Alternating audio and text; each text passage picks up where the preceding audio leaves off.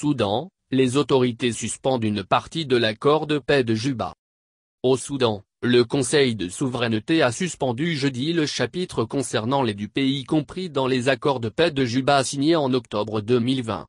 Sous la pression d'une nouvelle fermeture de Port Soudan par des opposants au texte, le vice-président du Conseil de souveraineté, le général Mohamed Hamdan Dagalo, alias Meti, a annoncé l'organisation d'une conférence pour trouver un compromis entre les différentes communautés. Trop de concessions au pouvoir central, pas assez représentatif. Depuis leur signature il y a un an, les accords de Juba recevaient une farouche opposition d'une partie de la population issue de la tribu des Beja et notamment du clan des Adandawa. Leur chef Mohamed Hirik exigeait l'annulation pure et simple du chapitre oriental de ces accords. Jeudi, il a salué la décision du Conseil souverain, un pas dans la bonne direction, selon lui. L'accord prévoyait pourtant la création d'un fonds spécial pour l'aide du pays, doté de 350 millions de dollars. Mais les opposants craignaient une mauvaise répartition des richesses.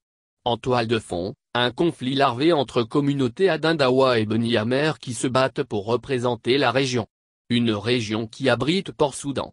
Une région riche en ressources, notamment en minéraux, mais où plus de la moitié de la population vit sous le seuil de pauvreté. En septembre, la fermeture pendant plus d'un mois de Port Soudan, la porte d'entrée de 80% des importations du pays, avait causé de lourdes pertes à l'économie nationale. Le blocage avait été levé après le coup d'État du général Abdel Fattah al-Burhan. Dans cette région largement marginalisée, la colère grondait depuis un an. Une coquille vide. Avec cette décision, c'est toute l'architecture des accords de paix qui pourrait se fissurer. Un an après leur ratification, ces accords de Juba semblent être une coquille vide. Seul le volet de représentation politique a été appliqué. Vendredi, Eladi Idriss, membre du Conseil souverain et à la tête d'un groupe rebelle darfurien considérait que la suspension d'une partie des accords ouvrait la porte à de futurs problèmes.